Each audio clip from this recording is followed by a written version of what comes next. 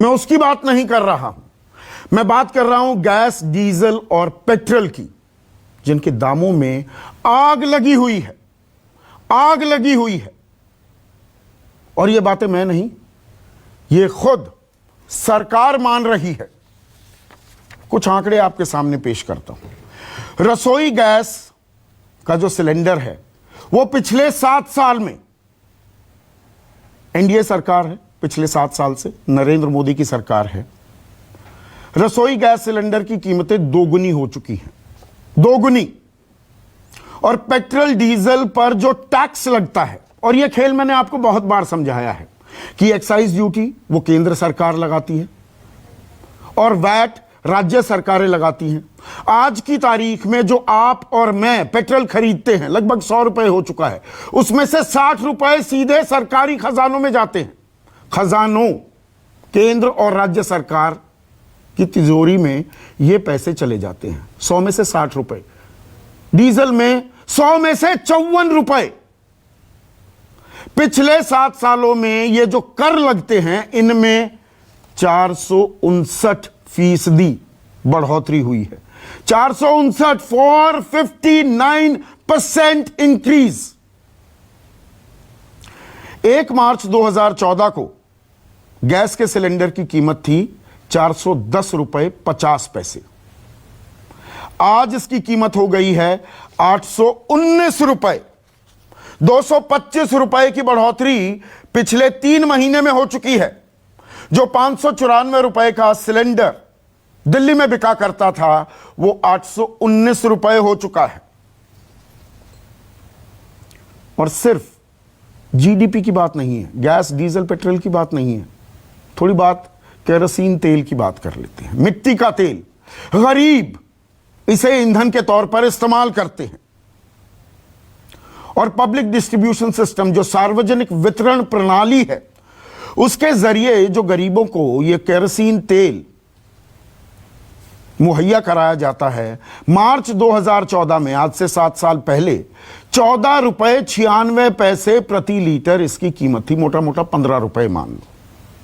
आज की तारीख में इसकी कीमत है 35 रुपए 35 पैसे।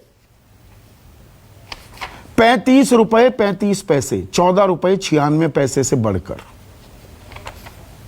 और इसमें सरकार, आपकी मेरी सरकारें, आपकी और मेरी जेब पर जो डाका डाल रही हैं, उससे इनको पैसा कितना मिल रहा है? 459% तो टैक्स बढ़ गए। और यह बाकायदा सदन के पटल पर धर्मेंद्र प्रधान ने जानकारी दी है। यह मैं कहीं से किसी रिसर्च एजेंसी के आंकड़े आपके सामने पेश नहीं कर रहा हूं, यह धर्मेंद्र प्रधान ने लोकसभा में बताया है। उसका भी जिक्र करूंगा आगे मैं, लेकिन क्या बताया यह बता दूं। 2013 में, क्योंकि मार्च से चुनावी प्रक्रिया शुरू हो गई थी 2014 की, तो 2013 के आंकड़े आपको बता रहा हूं। 52,537 करोड़ रुपए सरकार ने तेल पर टैक्स लगाकर अर्जित किए थे। 52,537 करोड़। और पिछले साल यह बढ़कर 2,13,000 करोड़ हो गया। 52,000 से 2,13,000। और इस साल कोरोना काल में,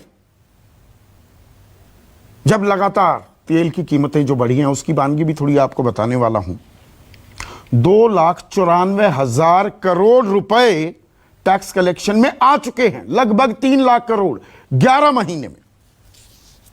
और यह क्यों हुआ है, यह मैं बता चुका हूं। आप जानते हैं कहां कहां पर शतक लगा लिया पेट्रोल ने, डीजल भी 90 के पार है। मोटी बात बताता हूं, इस साल पेट्रोल 7 रुपए 42 पैसे महंगा हो चुका है, 7.5 रुपए। 10 महीनों में पेट्रोल के दाम 20 रुपए बढ़ चुके हैं।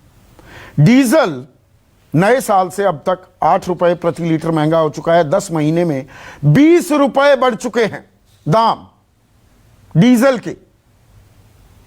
और बीच में तो 12-13 दिन, 14 दिन लगातार बढ़ते जा रहे थे। बलि का बकरा हम बन रहे थे। और थोड़ा सवाल जब लगातार उठने लगे, तो कल कच्चे तेल की कीमतों ने 70 का आंकड़ा भी छुआ, फिर 68 पर आ गए।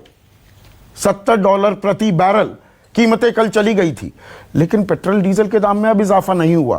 तर्क ये लगातार दिया जा रहा है 2014 से अब बाजार के हवाले है, बाजार तय करता है, लेकिन चुनाव आ जाएंगे तो बाजार तय नहीं करता है। तब यकायक ब्रेक लग जाएंगे और बाद में अंधाधुंध बेलगाम घोड़े की तरह इनकी कीमतें सरपट दौड़ती हैं। अब 5 राज्यों में चुनाव है तो थोड़ा थमा है, थोड़ा सा लगातार इस सवाल को उठाया जा रहा है तो थम गए, जबकि दाम भी बड़े हैं।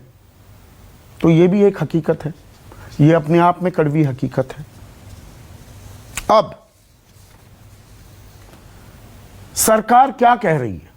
जब दबाव बनता है तो वित्त मंत्री निर्मला सीतारमण ने कहा कि हां, हमें बात करनी चाहिए, सरकार और राज्य सरकारें मिलें और टैक्स में कटौती के बारे में एक आम सहमति बनाई जाए। शक्तिकांत दास, आरबीआई के गवर्नर, साफ कह चुके हैं तेल की कीमतों में ऐसे ही आग लगती रही तो महंगाई डायन भी मुंह बाय खड़ी है और महंगाई लगातार बढ़ रही है। महंगाई भी अब पीछे नहीं है। महंगाई के कुछ आंकड़े आपके सामने मैं पेश कर दूं। सरसों का तेल लॉकडाउन में 95 रुपए प्रति लीटर था, आज की तारीख में 150 रुपए बिक रहा है। अगर मैं प्याज की बात करूं 20-25 रुपए था, 70 के दाम भी छुए, अब 50-60 पर है। दालें 100 का आंकड़ा, वो भी सेंचुरी लगाती दिख रही हैं। अरहर 120 रुपए, उड़द 120 रुपए, मूंग 110 रुपए, चना और मसूर ये 85-90 रुपए, ये भी 100 रुपए जाने के कगार पर खड़ी हैं। तो शक्तिकांत दास जिस बारे में बात कर रहे थे वो बिल्कुल जायज है। जीएसटी के दायरे में क्यों नहीं लाया जाता पेट्रोल और डीजल को? 60% पेट्रोल पर, 54% डीजल पर और 28% लगेगा मैक्सिमम टैक्स जीएसटी में। तो आज जवाब दिया, लिखित सवाल था, तो वित्त राज्य मंत्री अनुराग ठाकुर ने कहा कि देखिए, इस बाबत केंद्र सरकार के पास जीएसटी काउंसिल से कोई सिफारिश नहीं आई है। तो सिफारिश कौन करेगा? जीएसटी काउंसिल में बहुमत किसका है? एनडीए का ही बहुमत है ना। तो आप कहिए ये कि जी मेघालय में 7 रुपए 40 पैसे घटा दिए पेट्रोल के दाम, 7 रुपए 10 पैसे डीजल पर टैक्स कम कर दिया, 5 रुपए कम कर दिया गया असम में, क्योंकि चुनावी मौसम है तो यह किया भी जा सकता है। लेकिन यहां पर कि जी जीएसटी काउंसिल बताए तो हम इस पर गौर कर सकते हैं। बहुमत आपका है, यह भी अपने आप में एक सवाल है। और कल से लोकसभा राज्यसभा का सत्र शुरू हो गया है और 2 दिन से लगातार सदन की कार्रवाई स्थगित हो रही है। कीमतों में जो आग लगी हुई है, जो महंगाई बढ़ने की आशंका है। और सदन में दरअसल क्या हो रहा है उसकी एक दिलचस्प वानगी आपको दिखा रहा हूं। आज सुबह लोकसभा में जब सदन की कार्रवाई शुरू हुई तो किस तरह से बातचीत हो रही थी वो देखिए। सदन में पक्ष हो या विपक्ष हो, सबका अधिकार समान होते हैं, बराबर होते हैं। सर, अंदर में एक डिजिटल भेदभाव चलता है, डिजिटल डिस्क्रिमिनेशन। सत्ता पक्ष जो कुछ कहे, जो कुछ करे, सब टीवी में आते हैं। विपक्ष की बात टीवी में नहीं आते, यह विपक्ष के ऊपर पाबंदी लगाए जाते हैं। तो ये हमारे सब सदन में जो है, सब ये सदन की स्टेक होल्डर है, ये सदन की स्टेक होल्डर है। हम जो भी करते हैं पूरा ब्लैकआउट कर देते हैं। विपक्ष के लिए ब्लैकआउट ये बंद होना चाहिए। ये डिजिटल भेदभाव है, ये नहीं करना चाहिए। सर ये आपको मैं गुजारिश करता हूँ कि ये कैमरा सबके ऊपर फोकस करे। क्या आप कैमरा सब पे माननीय कांग्रेस दल के नेता, क्या माननीय आप शोर दिखाना चाहते हो देश की जनता को, या हंगामा दिखाना चाहते हो, शक्तियां दिखाना चाहते हो? क्या दिखाना आप लोग भी थे, कभी नहीं दिखाते हैं। हमारे कोई प्रदर्शन नहीं दिखाते, सदन से कोई प्रदर्शन हमारे नहीं दिखाते।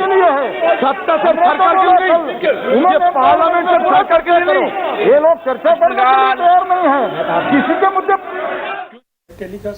तो ये जी हाँ, ये लाइव टेलीकास्ट है कि वाजपेयी पूछ रहे थे मुझसे। ये सुबह 11 बजे जब कार्रवाई शुरू हुई तो यहां पर देखिए कि देश में परेशानी है या चिंता का विषय बनता जा रहा है। जीडीपी में जो आग लगी हुई है, गैस डीजल पेट्रोल में महंगाई बढ़ने की जो आशंका है, उस पर जो सवाल जवाब किए जा रहे हैं, वहां पर एक जगह डिजिटल डिस्क्रिमिनेशन के आरोप लग रहे हैं कि हमारी बात नहीं दिखाई जा रही।